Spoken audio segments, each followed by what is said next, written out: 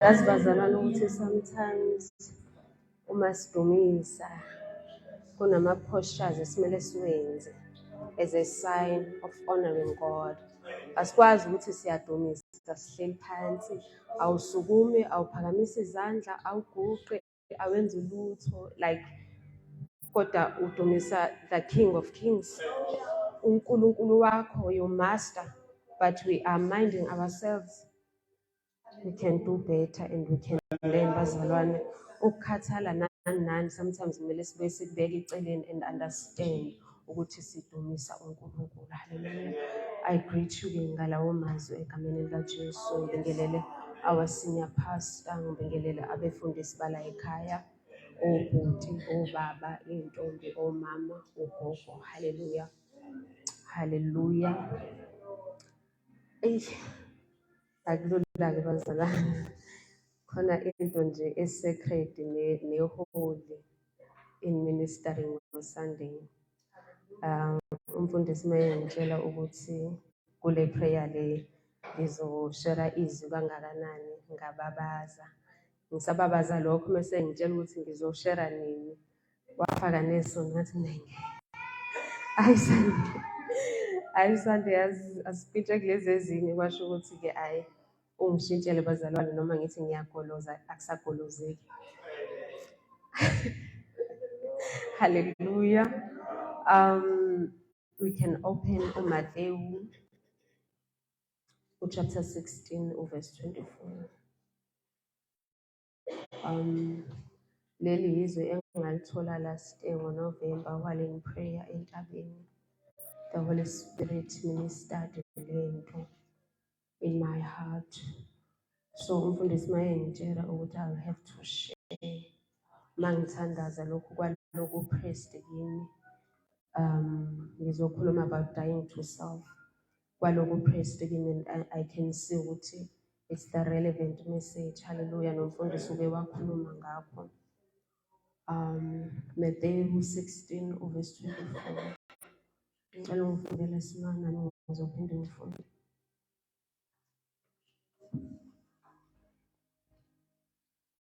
Verse 24. Khona uJesu wathi kubafundi bakhe, uma umuntu ethanda ukuzenza kwami makazidele, athabathe isiphambano sakhe angilandele. Then Jesus said to his disciples, if anyone desires to come after me, let him deny himself and take up the cross and follow me. Lord, this is your word. Ukhuluma ngalo Nkosi. May you cover me, uNkulunkulu wethu ongcwele. May you anoint even my lips, oh God. May you help me to speak your heart ekuseni kubantwana bakho egameni likaJesu Kristu. Lord, I trust you in Jesus' name. Hallelujah. Chapter 16 nje la sithola kakhulu uJesu ekhuluma nabafundi bakhe ngezinto eziningi ezihlukahlukene. Ezinye nje esizitholayo in this chapter, uJesu ubuza abafundi bakhe ukuthi who do men say that I am? Siyathola eBhayibhelini ukuthi uPeter ke wase eyaphendula ethi you are the Christ, the Son of the living God. Hallelujah. uJesu yamphendula ukuthi hayi lokhu awumbulelwanga inyama negazi, but ubaba wami osezulwini okwambulele lokhu. Ezinye futhi izinto esizitholayo masiqhubeka in this chapter, hallelujah, siyamthola uJesu ekhuluma nabafundi bakhe ngokufa kwakhe ukuthi isikhathi siyeza la ezofa khona. And sithola la uPeter lithi izwi likaNkulunkulu, uPeter rebuked uJesu wathi hayi cha ngeke kwenzeke lokho. Hallelujah. Ngoba uPeter hayi uthi uPeter kano ngeke kwenzeke lokho, and uJesu wathi no, Satan, get ye behind me. Hallelujah. Ngoba sometimes bazalwane we have to discern. Hallelujah. Ezinye izinto come out from a good place, but uthola ukuthi akusiyo intando kaNkulunkulu ngawe nangaleso sikhathi. So we have to discern even izinto ezinhle because kungenzeka zisidistracte from the purpose and plans of God. Hallelujah. Then ke la esifunda khona uJesu ukhuluma nabafundi bakhe futhi. Abafundi bakhe uthi if anyone want to follow me, want to come after me, want to be my disciple, he must deny himself. Ngiyaxakeka-ke ngoba phela ukhuluma nabafundi bakhe. Kodwa uthi if anyone ukhuluma nabafundi bakhe uthi if anyone wants to be want to follow me, he must deny himself. Hallelujah. We know ukuthi uJesu ngalesikhathi ebiza abafundi ubethi come and follow me. So already vele they were following him. So uthini ke Jesu? Ngoba phela njengoba ukhuluma nabo uthi ama-disciples futhi bala kuwena okusho ukuthi bayakulandela vele. Then I realized ukuthi there is following and there is following. Hallelujah. There is following and there is following. Hallelujah. Kukhona insindiso, hallelujah, which is our entry level yokungena, hallelujah. Mase kuba khona to labor for God, hallelujah. Mase singenile, hallelujah, la khona esisuke sesisebenzela uNkulunkulu, hallelujah. uJesu uyasivezela ukuthi okay, sesingenile ke entsindisweni. The next step we have to do is to truly want to follow Jesus. Hallelujah. We must deny ourselves. Hallelujah. We must be totally willing to surrender our will for iwili kaNkulunkulu. Hallelujah. Njoba nje sesingenile, sesindisiwe, akupheli lapho. We must come to a point where we sacrifice ourselves. La khona esidela konke sithi uNkulunkulu, you can have all of me, hallelujah, because we cannot serve God, bazalwane, while serving our own will. We cannot truly serve God while serving our own agenda, our own plans, hallelujah, our own desires, hallelujah. We cannot serve him ziseva thina, sisazinake thina, sisakhathalele okwethu, hallelujah, because we cannot have two masters, hallelujah. Iwili yakho, intando yakho must not be your master. We know ukuthi our God is a jealous God and ufuna all of you, hallelujah, not a part of you, but all of you, hallelujah. Lisho njalo izwi la uNkulunkulu ukuthi you cannot have two masters, hallelujah. Everything of ours must serve God, bazalwane, hallelujah. Everything, impilo yethu must revolve around uNkulunkulu. uJesu must be the center of our lives, hallelujah. Simfake eyintweni, hayi nanokuthi simfake, silalele yena asihole, even ukuthi ngizofundaphi, even ukuthi ngizohlalaphi, ngoba intando kaNkulunkulu ebalulekile, hallelujah, hallelujah, hallelujah. uGalatians 2 bazalwane uverse 20 uthi ene Paul says, I have been crucified with Christ. It is no longer I who lives, but Christ. Hallelujah.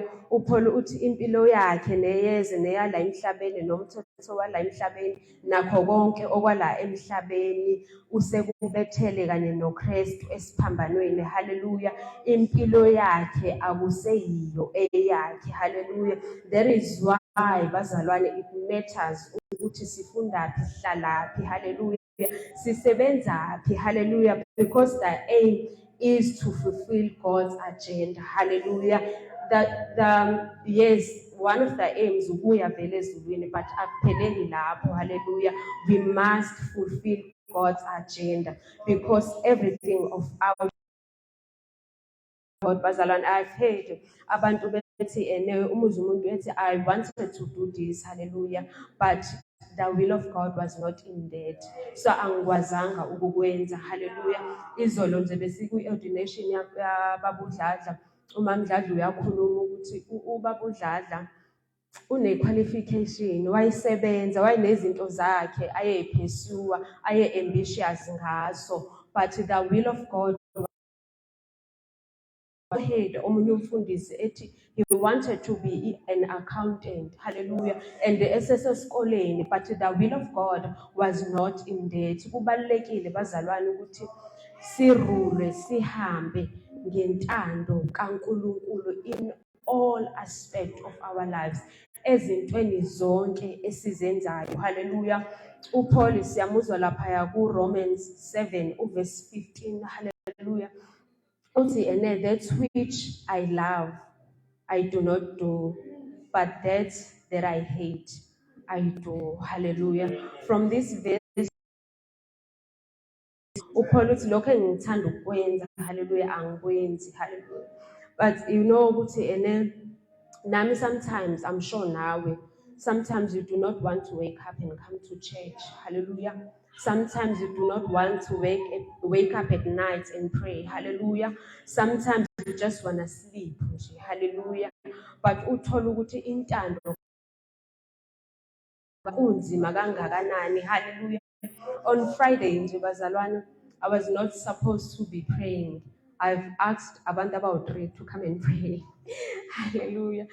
On Friday nje was just ube imesi nje from sivuka kwamele siphuthume abantwana kuthiwa kunenkinga warawara yabo nje kwaba nemesi nje and we got drained. Hallelujah. Masisuke endlini ngiyamtshela ukuthi ngikhathele yabo kube ngiyangami ngabe ngiyalala because I'm very very tired. And masingena la masiqhamuka approaching it mina yazi ukuthi uNkulunkulu will move mightily namhlanje ngoba la usuke khona ungafuni ngempela, that's where God comes through. Hallelujah. Usathana usuke evimba, angithi usathana uyabona phela, hallelujah, usuke evimba ukuthi ungayi accomplish or ungakutholi lokho uNkulunkulu asuke ekubekele kona. So we have to discern indlela zesitha abazalwane. Lapho I know mangiyazi nje ukuthi mangisuke ngingathandi ngalelo langa, that's where God will move. Hallelujah. So we have to discern indlela zikaNkulunkulu and truly commit ourselves to God. Hallelujah. Ukuthi noma ngingathandi noma ngingavumi, but I will do. God will come through for us. Hallelujah. uNkulunkulu akawadli amandla umuntu. He remains faithful. He always faithful. Hallelujah. Hallelujah. Jeremiah 29 verse 11 uthi my plans are to prosper you. Hallelujah. Ama plans kaNkulunkulu as to prosper us. Noma sikhetha intando kaNkulunkulu sometimes uzakala engathi kuyasinda, but rest assured it is for our own good. Hallelujah. It is for our own good. Hallelujah. Lithi zikaNkulunkulu kuRomans konke kusebenzelana kube ngokuhle. uNkulunkulu akusiye owokudla amandla omuntu. Uma ekubona ukuthi you are doing your level best to commit to serve him ngamandla akho onke, lisho njalo izwi likaNkulunkulu lithi asimdumise ngamandla ethu onke uNkulunkulu, angeke aze awadle amandla ethu. Hallelujah. There are many references ke bazalwane from the Bible I can use from abantu who died to themselves and totally committed to God, abantu who fully surrendered intando yabo for intando kaNkulunkulu. Hallelujah. uAbraham is one of those names. Hallelujah. Lithi zikaNkulunkulu, uNkulunkulu wakhuluma noAbraham wathi akaphume endlini yakubo. Mawuqhubeka simthola uNkulunkulu esethi futhi he must sacrifice indodana yakhe ayithandayo. Hallelujah. Ayilinde years and years. Hallelujah. Okuyiphela kwayo, but simthola uNkulunkulu ethi Abraham izwi kaNkulunkulu ngakusasa uAbraham wavuka wakhuphuka nendodana to sacrifice ngakusasa. He did not delay, but ngakusasa, as hard as it was. This was a man who was totally surrendered to God. Ukuthi noma kuthiwa kubuhlungu kangakanani, you know how much I love this thing. Hallelujah. But God, if you want it, you can have it. Hallelujah. It was not easy. You cannot tell me ukuthi this is not a man that was not sold out for God. This was a man that was totally sold out for God. Hallelujah. Genesis 22 verse 12 uthi ene uNkulunkulu wakwenza lokhu kuAbraham because he wanted to test him. Hallelujah. Mase lithi ene mase esekwenzile lokho uAbraham akazange aze ayisacrifice, God provided ngenye indlela. Hallelujah. But lithi zikaNkulunkulu verse 12, because you did not withheld your son from me, I know that you truly fear me. Uthi ngoba you did not withheld your own son, the one that you truly love with your all, you did not withheld it from me. Now I know that you indeed you are for me. Now I know that you truly fear God. Hallelujah. Engathi nathi singaba njalo bazalwane. Hallelujah. And not withheld anything from God. Hallelujah. Not withheld ourselves. Hallelujah. Not withheld isikhathi sethu. Hallelujah. Not withheld even our resources, even our money for God. If He wanted, can we have that heart ukuthi Nkosi, you can have it all. Even abantwana bami, I trust you, you can have it all. Hallelujah. And you know ukuthi nawe umntwana wakho umthanda kangakanani, you will go all high and all ends for your child. Hallelujah. Can we give God that same mind? Can we give God that same mind ukuthi lokho ungakwenzela ingane yakho? Can we do the same for God? Hallelujah. Can we give God the same energy? Hallelujah. Hallelujah. John the Baptist bazalwane is also one of the men who was sold out for God. Hallelujah. Lithi zikaNkulunkulu kuMateyu 3. John wayehlala ehlane. Hallelujah.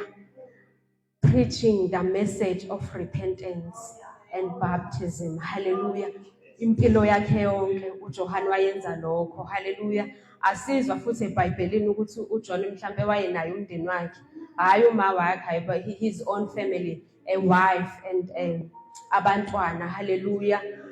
Ngiyacabanga ukuthi mhlambe wayengenaso mhlambe even isikhathi sokwenza sokuba nomndeni. Futhi intando kaNkulunkulu was not in that. Hallelujah.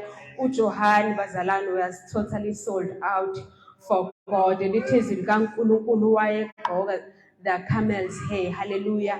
Eating locust and wild honey. Hallelujah. He preserved his life for God. Hallelujah. Day and night, his entire life preaching the same message of repentance and baptism. Hallelujah. You cannot tell me ukuthi that was not a man totally sold out for God. Ukuthi noma yini inkosi oyifuna kimi, I will do. Hallelujah. Hallelujah. Because intando kaNkulunkulu ibalekile. Hallelujah. Lithi ulokhu zangangilalela kuthiwa uBishop David Oyedapo. Hallelujah. We know him ukuthi is always wearing white. Lithi wathi kuyingcebi zakhe, vedani ningithengele isudu emhlophe because I don't have time kulongiye emamoli ngiyobhekana nezimpahla zokugqoka. Hallelujah. Ezinye izinto are far more important. Hallelujah. Ezinye izinto are far more important. Hallelujah.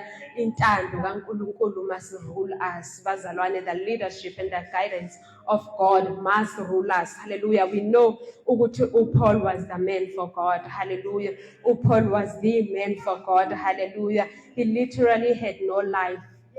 Paul, he literally had no life. Hallelujah. And bazalwane, it is not to harm us. Ukuphilela uNkulunkulu is not to harm us. It is for our good. Hallelujah. Kuyimanje uPaul uhleli kamnandi in glory. Kumnandi. Hallelujah. Hallelujah. Paul was sold out for Jesus. He was in and out of jail. Hallelujah. Eshaywa accusations left, right, and center. But he never denied uJesu. Hallelujah. He never denied uNkulunkulu. Paul ngathiwa ine-mindset ethi if I die, I die. Hallelujah. When we also have that mindset ukuthi noma kuthiwa ngiyafa bazalwane njengoJobe bazalwane okwathathela konke. Hallelujah. Abantwana bakhe, you know how precious our children are bazalwane, but can we be willing ukuthi ngisho kuthiwa uNkulunkulu uyabathatha, we will still continue to praise him. Hallelujah. We will still continue ukumsebenzela ngendlela ebesimsebenzela ngayo while sisanakho. Hallelujah. And akusikho to harm us. Hallelujah. Singacabanga ukuthi masikholwa yonke into izoba smooth. We see from the life of Paul no Job as reference bazalwane ukuthi it was not easy, but it was totally worth it. Hallelujah. It was totally worth it. Hallelujah. Namanje nje futhi njoba sisemkhulekweni usathana akathandi. Hallelujah. Usathane akathandi. Hallelujah. So we have to ukuthi siphikelele, siqinisele and be watchful. Hallelujah. Over our tactics and strategies asathane bazalwane singavumi ukuthi asiphuce. Hallelujah, singavumi. It is all for our own glory. It is all for our own glory. It is all for our own benefit bazalwane ukumlandela uNkulunkulu ngenhliziyo yethu. Hallelujah. Sometimes kungazakwala kungelula, sometimes kungemnandi, but it is all worth it. Hallelujah. You can see if uqala to give yourself to God, how ukuthi that inner cry iyavaleka kuwe if usebenzela uNkulunkulu, if you are in his house, if you are worshiping God. Hallelujah. Kuvaleka that gap enhlizweni yakho. Hallelujah. Kuba na that fulfillment. Hallelujah. Ukuthi noma ungahlangani lutho, but I know it is all worth it. Hallelujah. It is all worth it. Hallelujah. It is for my good. Hallelujah.